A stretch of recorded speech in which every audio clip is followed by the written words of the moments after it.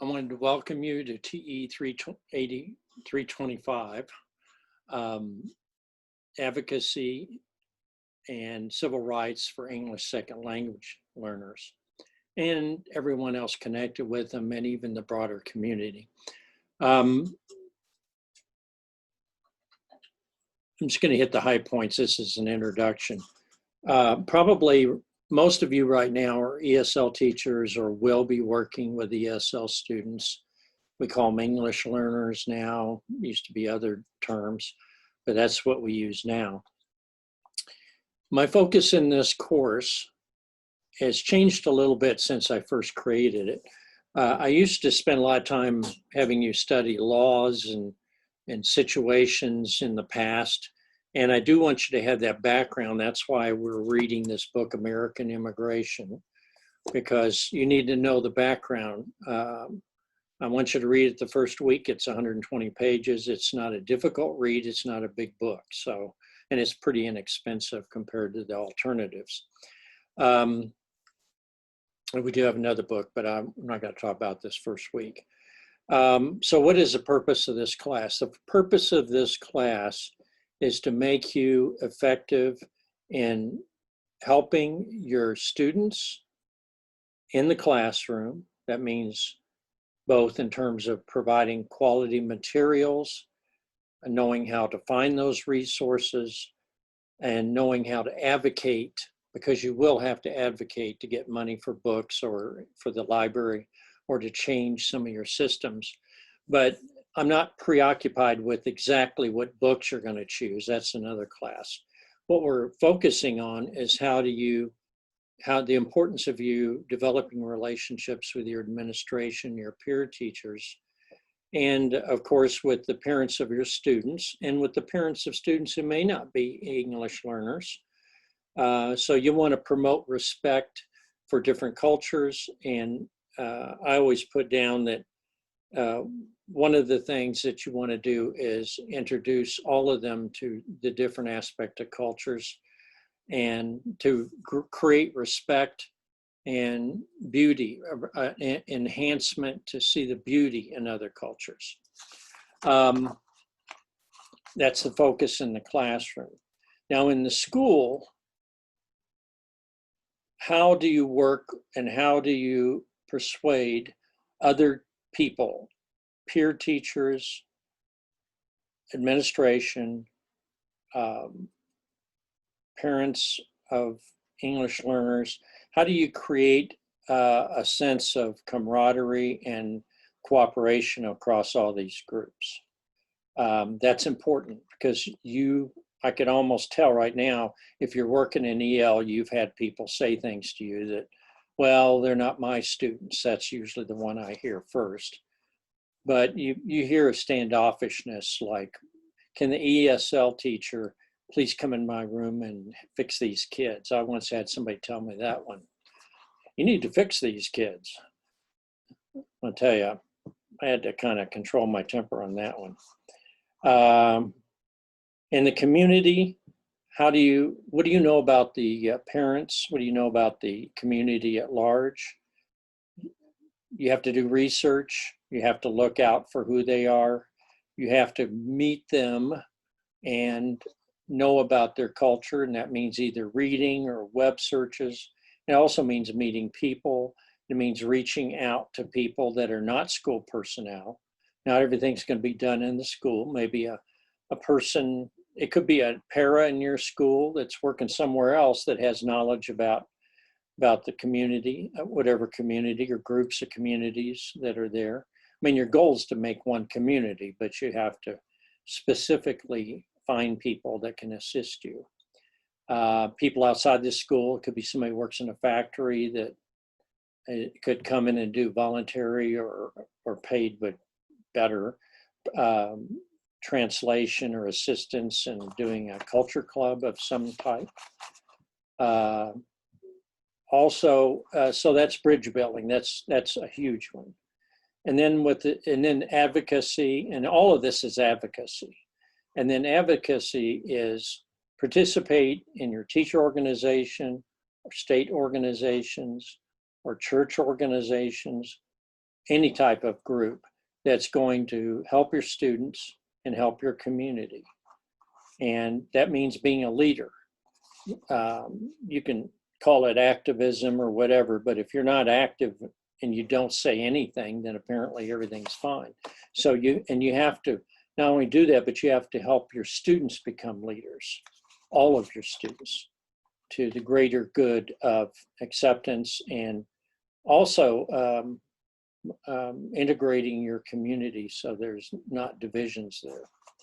Okay, so that's kind of the encapsulation of the main things I'm talking about here.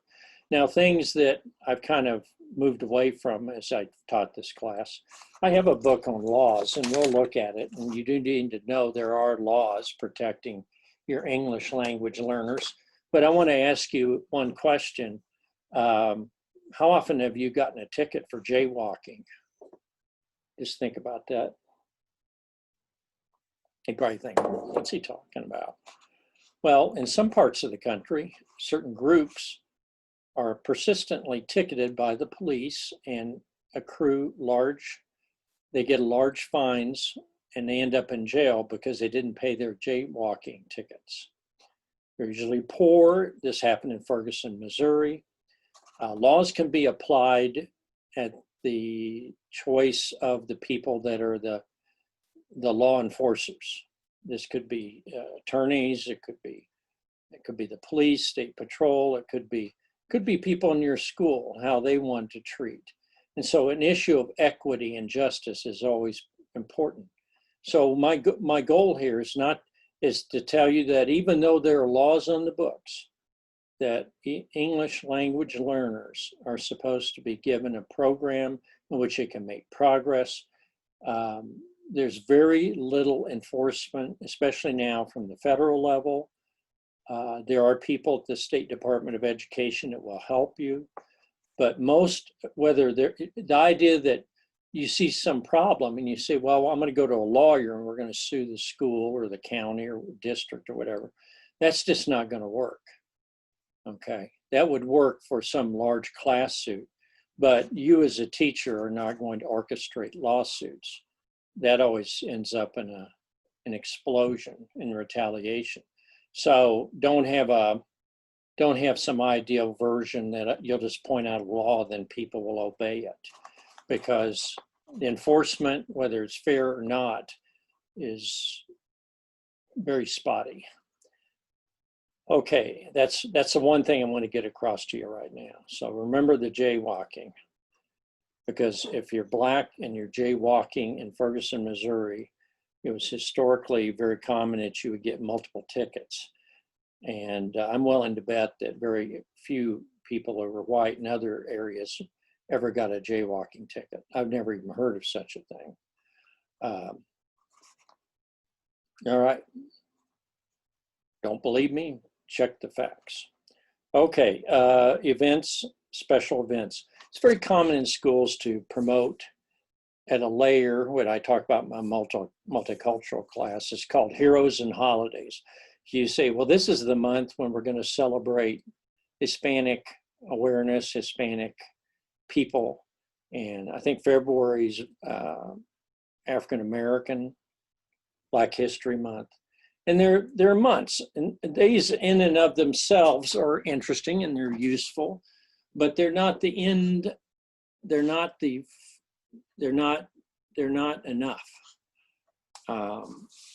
If you're teaching a math class and you want to talk about the origins of the zero or advances made by people, if you ever saw the movie Hidden Figures, about the NASA, where the African American women did the calculations for a lot of the space maneuvers, because they didn't have computers that could do all that. A lot of people would say, oh, how could that be? The movie Hidden Figures, that'd be a great movie to share with your class. I don't believe there's anything offensive in there.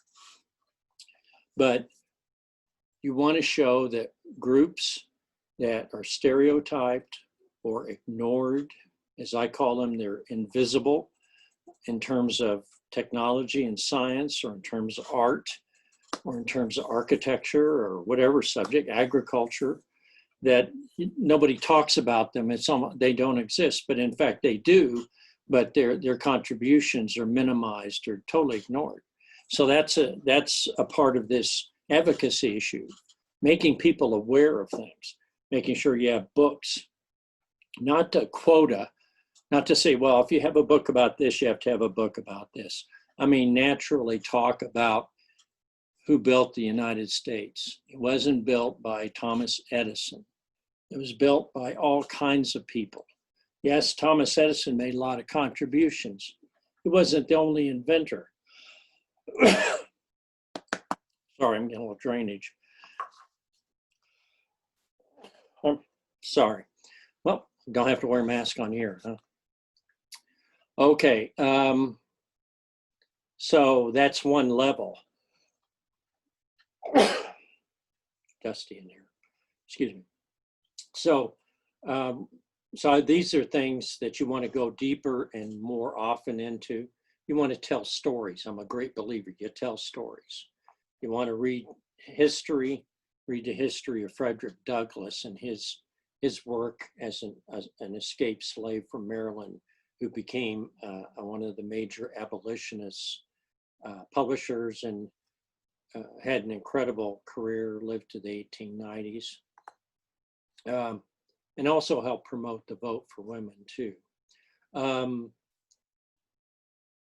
But that's just one group. What about the students in your class from Guatemala or from Iraq or from India?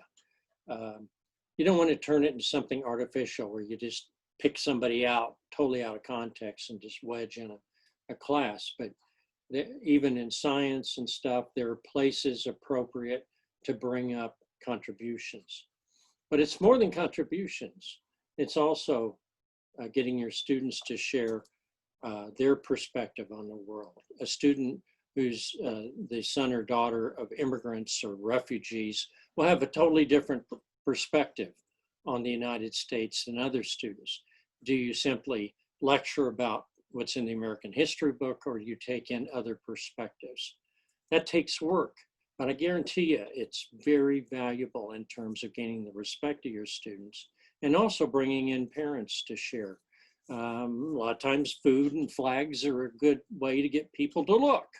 But then you tell the stories. You know, the person who, I know a guy I knew that left Liberia after a civil war and his father was killed.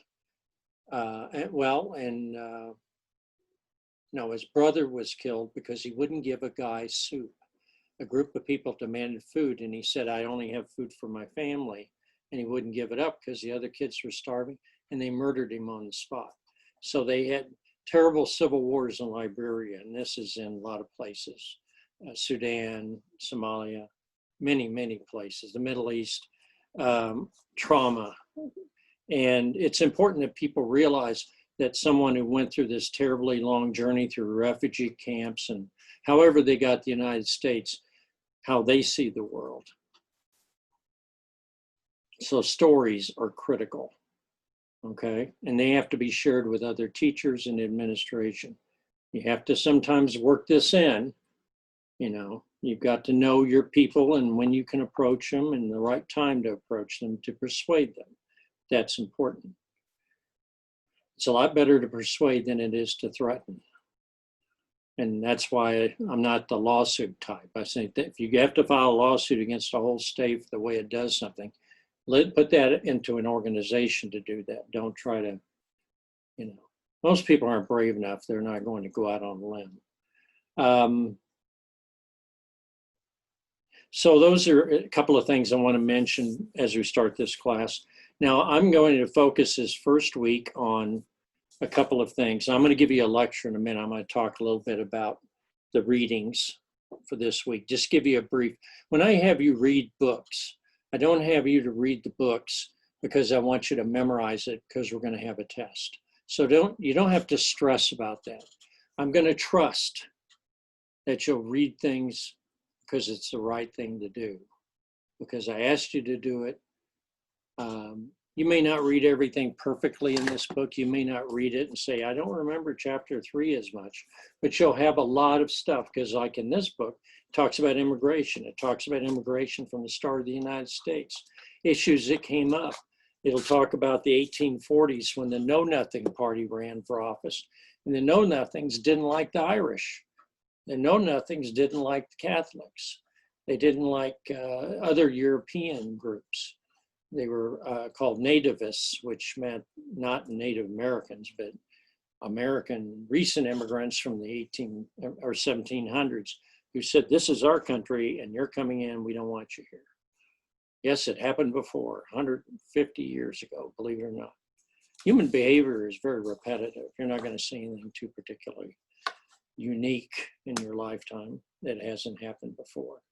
So I'm going to talk about that.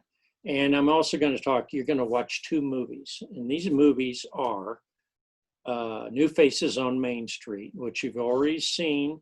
You can screen through it. You don't have to just watch every scene. But it talks about people in the upper Midwest that deal with immigration and people that are upset that people are coming into meatpacking plants and other jobs and supposedly taking jobs in Wisconsin and Iowa and Nebraska and Minnesota and Dakotas. And it talks about Storm Lake, Iowa. It mentions a little bit about Grand Island, but not much. But it's really interesting. And it shows people being interviewed, different types of people, upper class. It shows people that are immigrants and the kinds of jobs they've established, or businesses, or working in meatpacking. And it shows people that are either doctors or lawyers and they're working at meatpacking because that's the only job they can get, because they didn't bring their diploma with them because they were forced to come over maybe without papers. And that's how I tell people, you say sin papeles or sin documentos, without. Sin is not sin, it means without in Spanish, preposition. And some of them came as refugees, some were let in, some came via relatives, but they want the best for them and their families, and they love their families. Love of family shouldn't be something that's difficult to grasp. And a lot of times you go back and you read the history of how the Irish were treated, or how Jews or even Germans that came over in the 1890s, people took advantage of them right on the boat, right after the boat, and all the way through. But still, they wanted to be Americans, and they loved the United States, and it was a new opportunity. And you need to see that in your students, and you need to provide that opportunity as best you can. So then there'll be one other video, and it will be much more unpleasant, 9500 Liberty. It's about Manassas. Have you ever heard the battle, first and second battle of Bull Run, which was in Manassas, Virginia, Northern Virginia. And the mayor, who just recently lost an election for governor of Virginia, the mayor at that time tried to pass an immigration law to enforce this with the police in his town, because people decided they didn't like all the immigrants and they wanted them out. And it got very ugly, because then people that looked different but weren't immigrants were now being stopped and being questioned. And I've seen that situation where people, I had a student this last class who told me that she was in a car, stopped by the police, and the police said they were speeding and gave them a big ticket. And she said they weren't going that fast, and maybe they were, I don't know. But he said he took the identification of every Hispanic person in the car, but not her. Didn't ask her for her identification. And she was white and they were Hispanic. And of course, the whole idea of color is and race is a nonsense. It's nonsense, because people are treated differently because of the pigmentation. And we're not different. But it makes a difference, because people think things like that matter. So you're an advocate, and that's my purpose. So anyhow, this movie will upset you. It didn't end well. This guy didn't. The mayor didn't go on to become governor, and he basically had the same message, very racist message. but you can see what happened. And what I'm probably going to ask you in one discussion somewhere along the road, if you were a teacher in the school of Manassas, Virginia, where would you have been? Would you just kept your mouth shut saying, I don't want to lose my job, I'm not speaking up? Or would you? Sometimes people become heroes at the right time, and sometimes it takes them a while. And some people never speak up. All right, well, that's my introduction. I have taught here for 20 years. I'm always trying to improve. You can always give me a whatever statement, an email, if you think you need to see something else. I will respect your right to ask and to talk. So I do value Zoom, and during this class, and I'll say it in a minute on the other video, I will want to, a couple of times actually, Zoom talk with you directly in small groups, because it's so much fun. And we can't even exchange COVID doing it. So that's my Three Stooges clock. So anyhow, okay, thank you. And that was Mo. I love the Three Stooges. They were Jewish, you know. A lot of our best humor came from minorities of all kinds, including the Irish. So I'll see you in another video. It'll be a little more somber. And if you're wondering about the shirt, this is The Wasteland by T.S. Eliot. I'm sorry, not The Wasteland. The Love Song of J. Alfred Prufrock, which is a beautiful poem, one of the best in the English language, in my opinion. But you can look it up. I like literature. I speak some Spanish fairly well. I have a lot of multicultural books.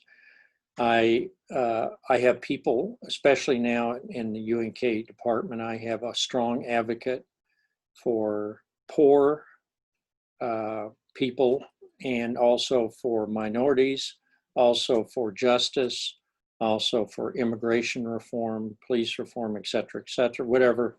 And I'll be hopefully have Shander come and talk to you with me on an interview. And I'd love to do it with you live, because it'd be so interesting. And our class is big, but you know, if we did it, I don't mind having all of you on at once.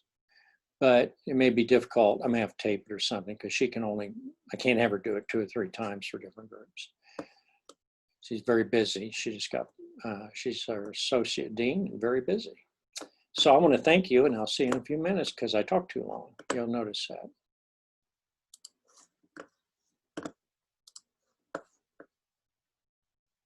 My name is Glenn Tracy, by the way. I think I said that, but I get mixed up sometimes. You can always email me or call me or whatever you need to do. And now, as